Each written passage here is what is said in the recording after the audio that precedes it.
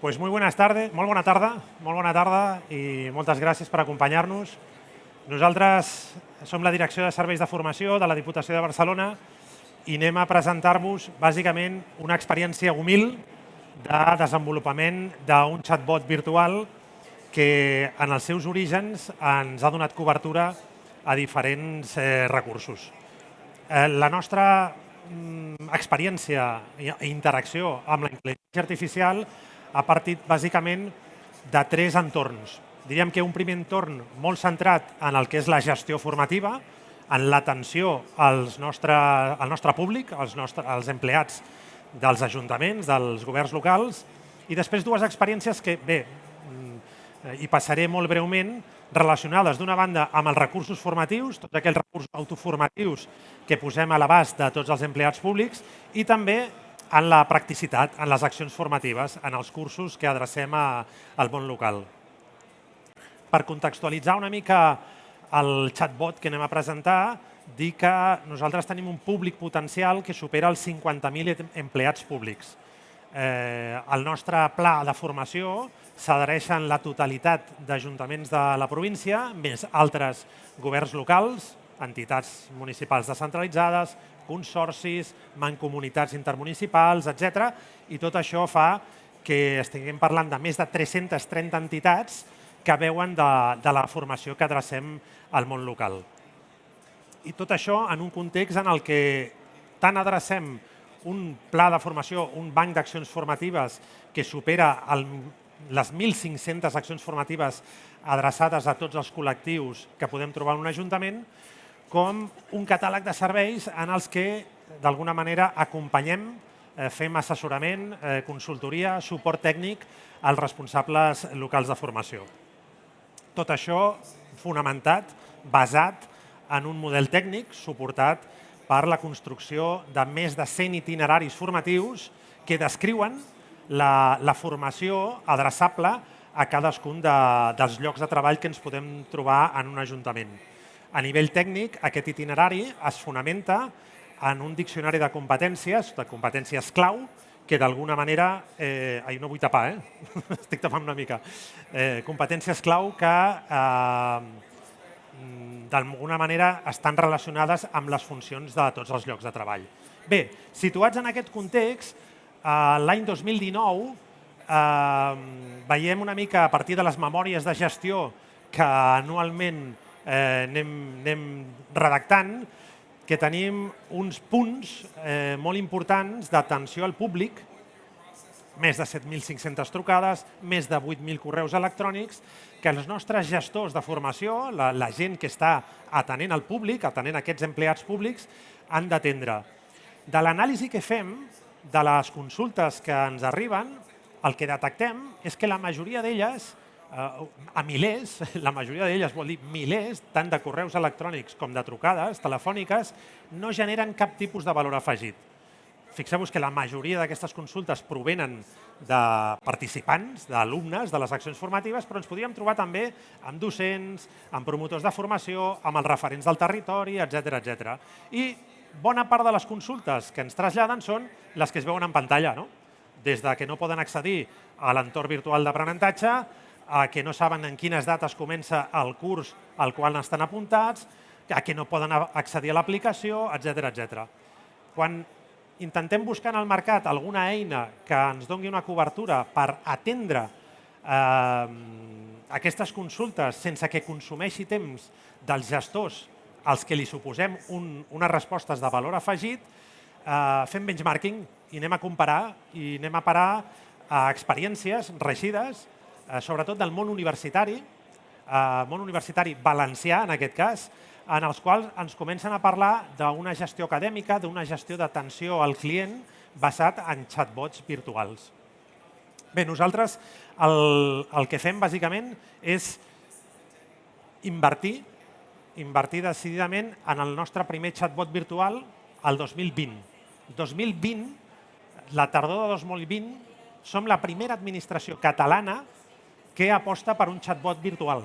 I un chatbot virtual que precisament atén aquestes consultes. És a dir, que a partir d'una sèrie d'instruccions que nosaltres li donem des del darrere, no aprèn, sinó que bàsicament contesta com si fos un ventríloco, d'alguna manera, no? És a dir, anem millorant i anem, d'alguna manera, perfeccionant les consultes que provenen dels participants, d'alumnes, docents, etc, i el que fem, bàsicament, és anar alimentant això. Fixeu-vos, objectiu, reduir càrrega de feina, reduir càrrega de treball del personal d'administració que està atenent al públic i que deixa de fer tasques de valor afegit. Podríem dir que aquesta primera etapa és la considerada com un bot novell, és a dir, les intencions estan predefinides, no hi ha improvisació, la feina es fa al darrere, però el bot no és capaç d'interpretar. Tot això ens dona una desviació de tasques, fem molta propaganda, molta publicitat d'aquest chatbot entre els nostres usuaris per redreçar-los cap a aquest tipus de consulta sense valor afegit. La taxa d'encert s'aproxima al 100% i això ens permet alliberar de tasques molt auxiliars al nostre personal gestor. El segon escenari és en el que estem ara mateix i estem precisament dotant el nostre chatbot d'IA generativa. És a dir, li estem posant un motor d'intel·ligència artificial al darrere que ens permeti abastar molt més abast de continguts. De fet, ha de ser capaç de respondre a qualsevol de les consultes o de la informació que nosaltres tenim en un web molt farcit d'informació. Nosaltres tenim un web basat en els tipus de destinataris als que van adreçats els nostres serveis i podríem trobar moltíssima informació al respecte. Això ens permet que el bot, d'alguna manera, tingui un procés d'aprenentatge automàtic i que generi informació o respongui en llenguatge natural. Clar, el tercer escenari, el que tenim previst ficar-nos en el futur, és que els canals d'entrada que rebi el chatbot siguin multicanal i, per tant, que puguem automatitzar bona part de les tasques des d'àudio, des de vídeo, etc, des de traducció, etc, i sigui capaç fins i tot de respondre a consultes complexes i d'aquesta manera augmenti l'eficiència operativa de les consultes. El quart escenari, i el que esperem no arribar molt lluny, és que el bot ja no només el reservem a temes de gestió, d'atenció a l'usuari, sinó que ja tingui a l'alumne. I, per tant, l'alumne trobi un assistent conversacional on, per exemple, el guiï, el tutoritzi en aquells itineraris formatius que hem previst de manera recurrent, de manera cíclica, en processos de millora continuada, i que el situï respecte a quin és, d'alguna manera, la ruta formativa per la que ha de transitar. Des del punt de vista de la nostra pròpia direcció, un dels objectius seria precisament que aquest bot ens permetés també interactuar amb els usuaris en totes aquelles formacions de caire virtual que pengem a la nostra plataforma, en el nostre entorn virtual d'aprenentatge, i ens suggerís des de correcció d'exercicis, proposés continguts, etc. La darrera etapa és un bot tutor, és un bot en el qual l'assistència ja és més cognitiva i a partir d'aquí ja podríem dir que ajuda inclús a l'elaboració de guions, a tutoritzar virtualment l'assistència, etc. Com us dèiem, això és un procés gradual, molt controlat, no volem equivocar-nos respecte a què pot fer i què no pot fer el bot en el context formatiu i l'objectiu és anar avançant superant fases. Com us deia, nosaltres ara mateix estem en la fase 2 de tot plegat. Una mica en seqüència de creixement, l'objectiu seria abastar i arribar a un bot anomenat tutor, un bot que en algunes empreses ja l'han posat en marxa, en empreses privades sobretot, i que ens facilitaria molt el procés d'acompanyament de participants, de docents, de promotors de formació, etc. Bé, molt breument, superat aquest entorn de l'atenció a l'usuari, hem fet experiments, hem fet proves molt reeixides també en l'àmbit de l'aplicació de la intel·ligència artificial en recursos formatius. Per exemple, nosaltres tenim un canal, una modalitat que estem oferint i que té molt d'èxit basada en l'àudio, en el podcast, en la possibilitat de formar-te escoltant podcast. Una de les premisses era disposar d'un sistema de transcripció de tot allò que explica un docent, explica un expert en una ponència com aquesta, i vam estar experimentant amb diferents modalitats, amb eines de transcripció. Inicialment això ho fèiem a mà, directament. Un tècnic de la Direcció de Serveis de Formació picava el contingut per posar-lo a disposició de les persones que tinguessin dificultats visuals, no? I per tant accedissin als nostres recursos auditius, o bé perquè són fans dels podcasts i per tant poden fer altres coses mentre escolten el que sigui, una conversa, una acció formativa, etc. Bé, al final, fixeu-vos que tots hem anat a parar al mateix sistema. Softcatalà, que va ser la primera eina que vam utilitzar, ara mateix ja està utilitzant Audacity per transcriure. Per què? Perquè vam veure que comportava una alta precisió i comprensió textual i permet corregir errades, captar matisos, etc. Estem molt contents de l'eina i és la que estem utilitzant actualment.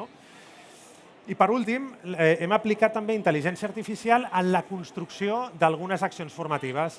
De les més de 1.500 accions formatives que parlàvem anteriorment, nosaltres tenim moltíssimes modalitats. No ens concentrem únicament i exclusivament allò en els famosos cursos, cursillos i cursetes, sinó que tenim tallers, seminaris, jornades, congressos, etc. I una modalitat que diríem que va trencar tots els esquemes, sobretot durant la pandèmia, que són els microcursos. Els microcursos no deixen de ser píndoles d'un màxim de durada de 2 hores, totalment online, 24/7, els pots desenvolupar des de qualsevol lloc, a qualsevol hora, de manera seqüencial, de manera contínua, etc. I fixeu-vos que nosaltres hem anat produint de manera molt proactiva microcursos per atendre a necessitats molt bàsiques, normalment molt introductòries. Bé, això que inicialment fèiem a la vieja usanza, com tota la vida s'ha fet, dissenyant el pla docent, intervenint en sistemes pedagògics, etc.